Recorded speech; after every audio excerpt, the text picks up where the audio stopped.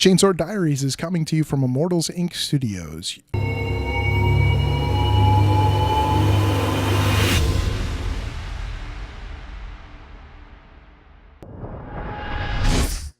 This is TCD Matt and TCD Geoff on the line with Geoff iNcontroL Robinson. We're going to talk a little bit of NIDS today, doing a little bit of our deeper cut. And Geoff, thank you so much for joining us today. We really appreciate your time, man.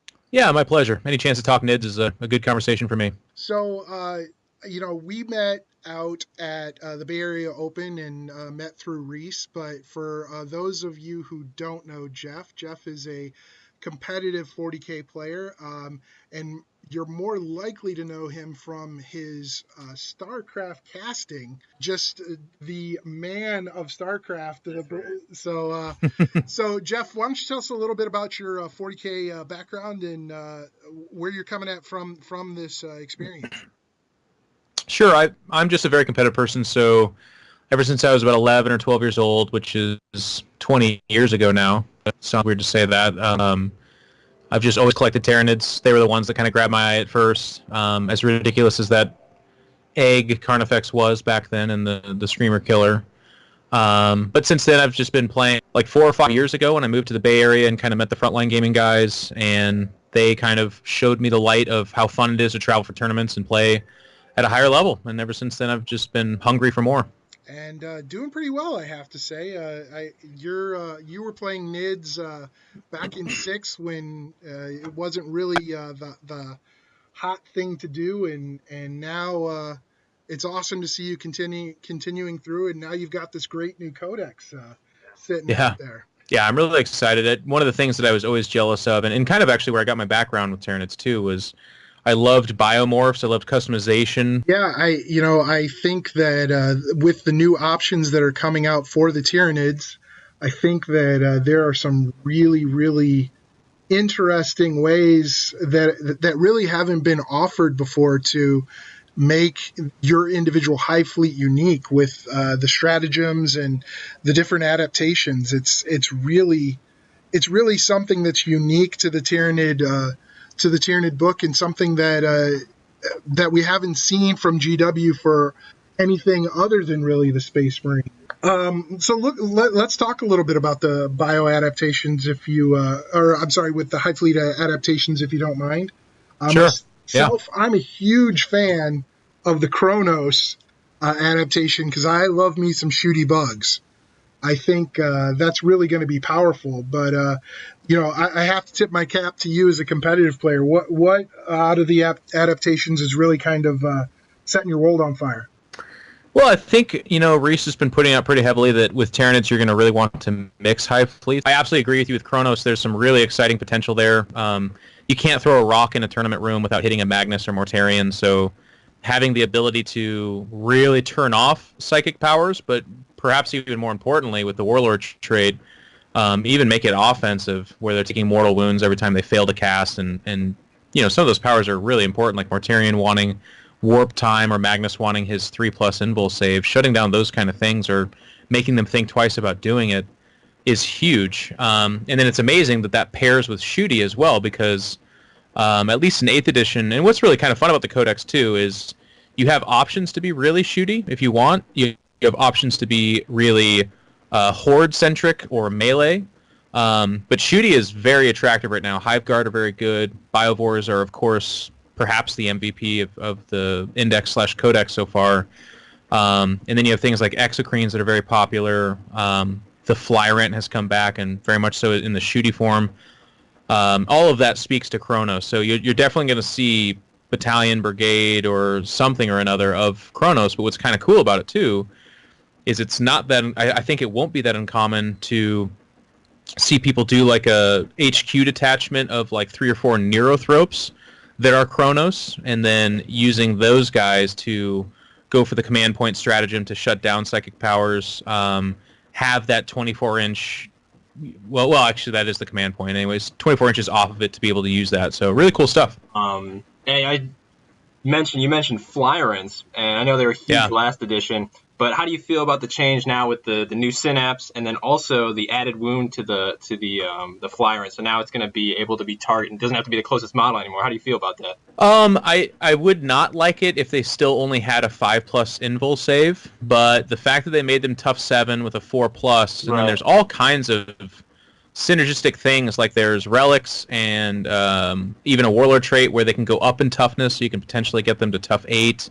You can make it so they only take one less damage with the various different hive fleets and stuff like that. So you make them very defensible, and then they have deep strike too. So you have the option in certain matchups to be like, well, this guy's going to start off the table. He's going to get his shots in and then be very defensible. Well, hopefully, anyways. So anytime you have deployment manipulation and a high toughness, better save model like that, it's really, really good. I did not like 5+ invuls were like all over the place in the index, and it's like, who are we kidding here right now? Because with how many like last cannons are out there and meltas and stuff like that, like you'll get the clutch 1 or 2 5++, but then after that 12 wound model that's like, you know, really important for you just gets popped super easy. It's not like 4++ is the bee's knees, but it's a lot better. And then you can start not necessarily with the Flyrant, but you can mix things in like Jormungandr to have the cover save on walking tyrants and other big beasties. So there's just more options, which of course is what the Codex does for you. Absolutely. So I really like the point that you brought up with the fact that it is such an adaptive book to be able to play any style that you really want to play with this. And it seems like GW is really aiming to make the fluff competitive, because you have the kind of Tyranid ability to adapt to whatever they're hunting, and it seems like they've done a really good job of transitioning that into the rules, where you're seeing things coming back like the Carnifex, the Hunter Scream, where you just have a vast array of tools to be able to address the threats that you're seeing on tabletops, whether it's Mortarion and Magnus, like you're saying, or even ripping through the conscript blobs. I really think that Nids are going to do a number on guard. And that's, to me, that's been one of the best parts of 8th edition is my other army is Adeptus Mechanicus, and I'm pulling these models off the shelf that I didn't, I bought because I'm a collector and I think they're gorgeous models, but I didn't have any use for them in competitive gameplay. And even in like leagues and fun games, if you're at all a competitive person, there's only so much fun you can have. The real stinker of a unit, right? Like it's like, oh, cool, it's there, and then it just gets completely annihilated, and you're like, well, that was sort of fun. But in 8th edition, across the board, there's just these really fun, like the new stress is I cannot put all the models I want into a list, which is a different feeling, because I played like War Convocation in 7th edition, and I absolutely had all the models I wanted in that list. There's nothing else to cram in there.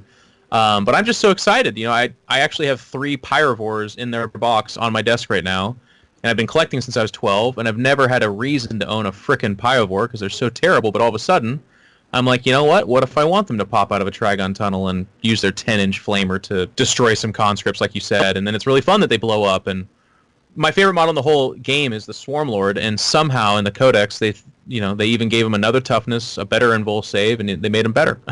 Yeah. So I'm as happy as it gets. As a Chaos player, I'm really coming into the same thing where, there are models that I've always loved the model of them. My favorite models have always been the Warp Raptors, and they're just an amazing sculpt. And now with 8th edition and the versatility that you have with if you take them as a Slaneshi unit or something like that to make them a shock troop. You can really bring variance to the game that just wasn't present, and it really seems in most books there are very few unusable models. And to your point too, I went a bit off the rails with just they always did have that really fun feeling of like you could do a 200 model count Ghibli style, or you could do 14 models of all monsters, and both of those have had various different degrees of success throughout the years, but you were always kind of pigeonholed one way or the other, and in either you did a lot of bodies and your whole game plan was just to bodies over bullets, just survive the entire time and score better, or you did big monsters and you were trying to table your opponent and not necessarily score. But now in 8th edition, you can do. I'm doing a little bit of both. I like my big monsters, but I like a lot of bodies. I love my Gene Stealers. But you really, especially with the Codex, can play to your style. Like you can, it's totally viable to have 100 Hormigons style. There's like really fun and like you said, fluff oriented stuff too. Like I love the stratagem where I can't remember what it's called, but for like infantry, when they die on a 6, they do a mortal wound because I think it's like caustic blood or something like that. Blood, yep. That's just amazing. That's absolutely in everyone when they play with these things. You bring up stratagems, so you is there outside of caustic blood? Is there other ones that you're really into? Oh yeah, and that's I'm really excited to see them all laid out because of the ones that I've seen, which I think is most of them. I'm very excited. I'm a I love the swarm mode. Like I said, it's like my favorite model and my favorite just everything about it. I love it. So the idea of spending 3 command points to potentially have him swing again. Oh yeah. Is just amazing. A lot of people use him like a missile. They bring him in a Tyrannocyte and then they kind of throw him into the opponent. And sometimes it doesn't pay off, but if he's hitting twice, it's very rare, unless your target player is not great, or you dropped him into like a sea of conscripts, I guess, then that might not be great. But otherwise, him swinging twice is going to do a lot of damage. So that's really cool. There's some insane combos, like the +1 to wound on, gosh, I can't remember what kind of weapon it is, but it's the Tyrannifex that has it. So you can potentially put out 40 strength 5 shots that are +1 to wound. So like against a tough 4 model, it's wounding on a 2+. Yeah. Ridiculous. And it can do 2 damage if you really want to buff it up there as well. Oh yeah, there's that other strat. I think pathogenic slime or something. Yeah. Yeah. Yeah, that allows you. Yeah, and you're right. It's very synergistic in the build. And again, I think that's another theme of 8th edition is they reward players not just for list building but for actual on-table decisions, which is right. really been a lot of fun for us in our experience. But and it's been fun watching the different things that people are putting together in on the tournament scene too, just to see things like you said, the Chaos Soup list that is maybe not so much fun to play against, but it is definitely innovative to see how that works out and everything, all the tricks that you're able to pull when you bring that style in. And now seeing that kind of versatility come to a potential horde army in NIDS is really almost terrifying to think about that. Well, I love that they're tying together fluff and competitive play. Like that's always been the marriage that I think even if people didn't admit they do want. They don't want a big Tyranid monster not feeling like a big Tyranid monster. So some other stratagems like healing D3 wounds back, getting to shoot again, like a lot of them make sense obviously because there's some symmetry between that and what other codexes have. They did a good job of giving stratagems that I feel like makes that monster feel that much more monstrous, or making the Ghiblies effective in the way that they are. I think it's really creative, like, not to harp on it too much, but the caustic blood, that makes sense. Them exploding and having acid blood is really cool. Just making them like do mortal wounds on a 6 or +1 to wound, like those are all functional and are cool too, but that's not necessarily playing to the feel of a horde of Hormigons. Like I like the idea of so much of their body getting splattered, but also causing damage and making your opponent, and like you said, having to make choices. All of a sudden, they're like, well, I could bushwhack that flock of 30 Hormigons, but on average, I'm going to take 5 or 6 mortal wounds, and he's been rolling hot, so maybe I'll go about this a different way. Like, it's just kind of fun interactions that way. Absolutely, and the idea of actually thinking about how your opponent is going to react to that on your turn is more of a new interaction. 40K has always kind of had the problem of being this I go you go game where you don't really have a lot of control of what's happening during your opponent's turn, other than maybe some wound allocation shenanigans or things like that. But now with the stratagems and things that really increase the playability in your opponent's turn, you can do things like blow up your troops when being charged, or steal that all important charge away from an opponent with when they're trying to take out your gene stealers and layer that in with exploding bodies on top of that. So I think that it's going to be a really fun book, and I think it's going to get a lot of run in the competitive tournament scene for sure. So go ahead with the tournament. Oh, sorry. I was just going to say the index was already very good. The codex is just going to make it that much better. So I think a lot of Tyranid players are going to be able to make the list they want and then enjoy, a higher degree of success. That is 8th edition is indexes are okay to varying degrees, but against a codex you just have more defensive and offensive options. So it's Tyranid's turn to enjoy now, not getting just blown off the table if they get bad cover or something like that. It's gonna be fun. The other nice thing that I've noticed about 8th edition, while all the codexes are consistently good across the board, it doesn't feel like each codex is one-upping the last one. So it's not a case Right. of the codex creep that we've seen in the past. GW's really kind of changed its stripes, it almost seems. It's much. I 100% agree with you. The only creep that we're experiencing is, unfortunately, with the way they want to obviously make money, but also just the way it has to be done.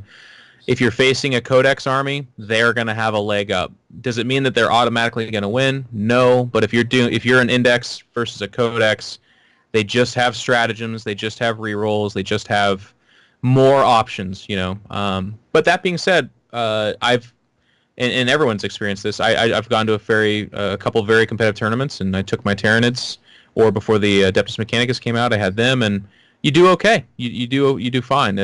It's not such a big gap because sometimes in 7th edition, and it can happen in any edition, of course, but in 7th edition, it felt like it happened a lot. There was just some armies in some matchups where it was like, it doesn't matter. There's nothing you can really do. Just math-wise, you can't hurt me, and I'm going to kill you. And that was, I think, everything can die. And index to codex, the gap between what can die and cannot is shorter than it was in 7. So I think that's a good thing. I agree with you 100%. I think that there's nothing really that makes it feel like you're taking your opponent completely out of the game.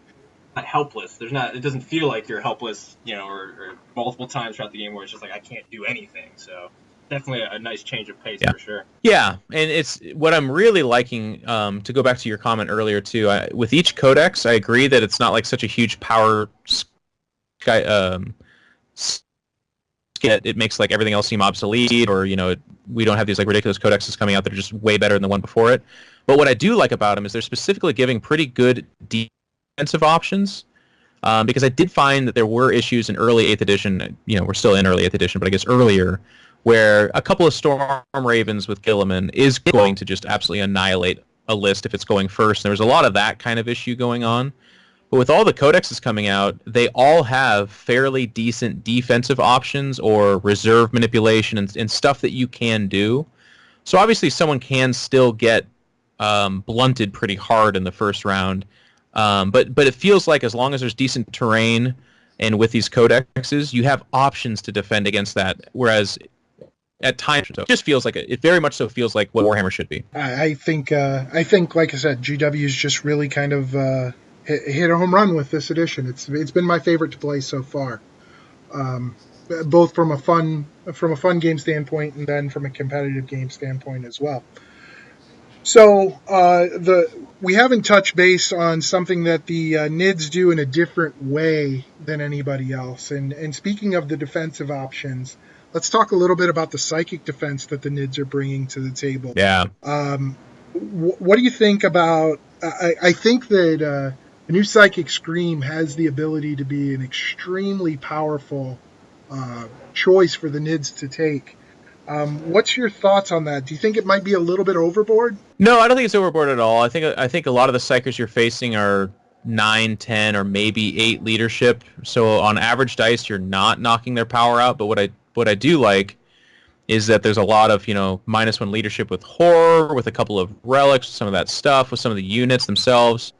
So all of a sudden, that synergistic feeling comes back, because that definitely was lacking in previous editions, where it was like Shadows in the Warp was like a joke. It's like, okay, minus leadership, but leadership doesn't really matter, or it just didn't feel impactful.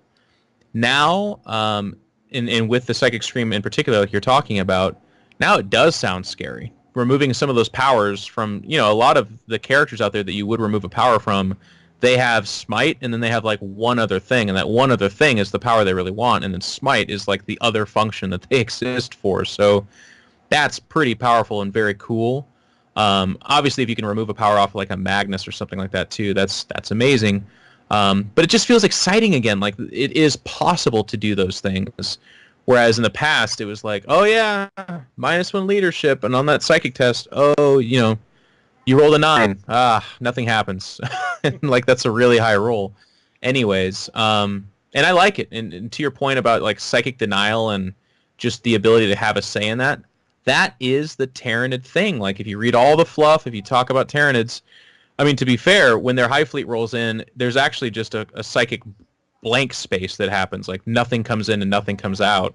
So if anything, it could be more powerful if it wants to be close to the fluff. But I'll take this for now, especially with Kronos, the stratagems, and the Warlord trait, and just how each unit gives a 24-inch bubble to be able to cast that stratagem is amazing. So I'm really excited. I agree wholeheartedly with. I think that while I'm reserving a little bit of judgment on Psychic Scream, we'll see, because I do think with the synergy it could get a little beefy, and we'll see how that goes. But I think that it's definitely thematic to the core. It speaks to the core of what Tyranids truly are. The great devourer. Yeah. To steal something away from your opponent. That's really an interaction that you haven't seen in the game since 5th edition, and it's really nice to see. Right. Well, you got to remember too that it's not targetable, so it just hits whatever's the closest. So there's like several layers of defense that they have. They can deny the witch. They need to be the closest model, and you have to roll higher on 2d6 than their leadership. So if it was just like a cast on them and they lose a power, I'd 100% agree with you. Or if it was a targetable power, I would agree with you. But as it stands, there's like a series of things that have to happen for it to get to that level. So what I see it as happening is it's a deterrent against someone grabbing Mortarion or Magnus and just chucking them into the middle of your army, which you probably wouldn't want to do against Tyranids anyways. But now there's that extra like, yep, I'll go ahead and smite and scream you, and you might lose one of your powers, and the 3 powers you have are the ones you want. So none of them being lost is a good thing. That's an excellent way to look at it for sure. So let's think about it from the other side of the table. What strategies do you think are going to be effective against the new Tyranid Codex?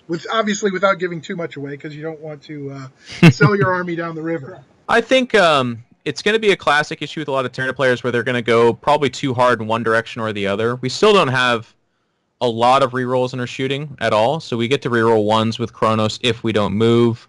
And then there's a few other things that we get, but it's still not like the most bedazzled shooting you've ever seen in your life. A lot of the scariest shooting from Tyranids is like a Tyrannifex with 40 shots or 4d6 strength 7 -1 d3 damage flamer, all that stuff. But very much so, all of that requires them to kind of get up in your face. And then for the mega shot, they have to not move. So you either have to come into them or they have to wait a turn to get at you.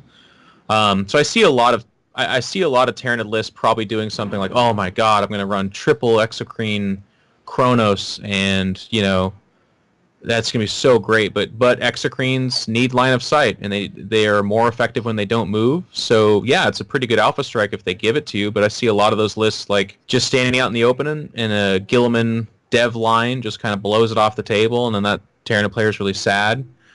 Or you go too heavy on the melee. And while a lot of that's really scary and awesome, a single Marion swinging first into 20 Gene Stealers will probably destroy all of them, which is, disgusting.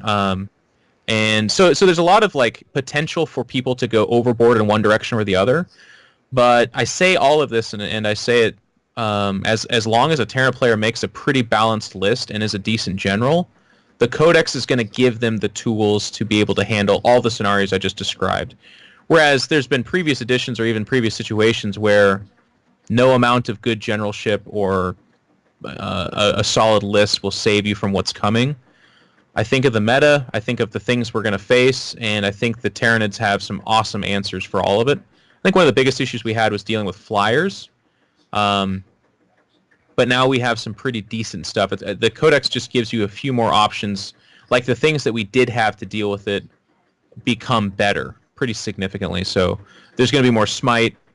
You could do a Tyrannofex shooting out 6 shots at strength 10, -3 d6 damage. That's insane. That's dropping flyers right and left. Or even its Flamer is an auto-hit 18-inch range gun that is d3 damage each wound, so that's also phenomenal. There's just all kinds of options. I'm excited about it. Oh, you talk about balance. You're going after a balanced approach. I felt like at least last edition, like you kind of got pigeonholed a lot of times where when you see Tyranids, it's always Flyrints, it's always something really heavy. So is there units now that you... I know you mentioned Pyrovores earlier. Are there other units that you normally weren't looking at before, but now you're like, oh, wow, I should really take this one, or this is really going to help me out? Yeah, there's a lot, actually. I think you're absolutely right about 7th edition. It was like, how many Flyrants and Molochs can you cram into a list while, not taking anything else at all? Now you have options pretty much across the board. There's a lot of people excited about like a big warrior unit getting Trigon tunneled in, or other delivery methods, and then just popping off a bunch of shots and having decent melee options. For me personally, the units that I'm happy to get off the shelf and be using is like my Hive Guard. It's not the most original answer because a lot of people are using them in this edition, but they're amazing, and especially with Chronos, I want them behind terrain, not moving anyways. So hitting on 3s, rerolling 1s, and pumping out strength 8 -2 d3 damage without needing line of sight is amazing. That threatens a lot of stuff in the game. And then, like I was saying, I mean, in 8th edition they're getting used a lot. They were getting used in 6th and 5th edition, but Biovores are incredible. And I'll tell you what, you never feel more intelligent than when you like purposely miss with your Biovores. So you like move them a little bit, shoot at a flyer or something like that, and then you place your Spore Mines in a move blocking position that stops them from doing something that they didn't think they were going to get stopped from doing. It is a gratifying feeling. So a lot of stuff like that is just really fun. Well, Geoff, I think we've covered a lot with the book tonight, and I really wanted to thank you for taking the opportunity to share with our fans your breakdown and your view of what we've got going on with the NIDS. Do you have any final parting words of wisdom for new Tyranid players? Yeah, we talked a lot. Thank you for having me on, by the way. It was really pleasant to talk with you guys about this. I would say the only like quote unquote downside to this release is that there's still a few units that I feel like, and it's nowhere near what it was like with 7th edition Flyrants, but if you don't own at least 2 Malanthropes, you're probably not as competitive with Tyranids as you should be. 90 points buys you one of up until the Neurothrope, the cheapest HQ that still gives you the -1 to hit bubble. It has that little spicy Forge World. Oh yeah, if they're a part of a combat where the final model dies, you get reroll 1s codex wide against whatever codex you just consumed. So very silly, powerful potentially. 9 wound character. It's just one of the best ways to fill out a battalion and hopefully a brigade with all these awesome stratagems coming in. And then do yourself the favor of also getting several clumps of Rippers. I recommend the Forge World ones as well. They're gorgeous. If you can put them together yourself, that's good too. But I think you should be aiming to fill out a brigade. If not a brigade, then like 2 or even 3 battalions. The bottom line is a lot of troop choices and a lot of HQs. And they can't all be walking or flying Hive Tyrants because your army gets pretty small pretty quick and that brigade starts to become suboptimal. But if you can use a 33-point troop choice, like 3 Ripper bases, and then a Malanthrope for 90 points, which you, again, are going to want anyways, you're starting to talk about a very cost-effective battalion or brigade. And then from there, you can spice it up the way you want. So there's people that are excited about Carnifexes, there's people that are excited about Exocrines and shooty gun lines, or just a shit ton of Genestealers and all that kind of stuff. That's all fine. They're all effective. They're all good or bad for various different reasons, but they're mostly okay. But you need to have Malanthropes and you need to have Rippers. And if you put a gun to my head, I would tell you need Biovores as well. You don't need 20 of them, but you need at least 3 and probably 6. I would agree. I think that Biovores are pretty damn hot. And yeah, Hive Guard don't suck either. So yeah, They don't. thank you for the breakdown, man. Yeah, of course. We've got a lot going on. We've got a couple battle reports coming up with NIDS, and you're welcome to come on anytime, man. Oh, pleasure. I'd love to. Thank you, guys. All right, have a great night. All right, you guys too. See ya. And we're signing off from Immortals Inc. Studio. This is the Chainsaw Diaries.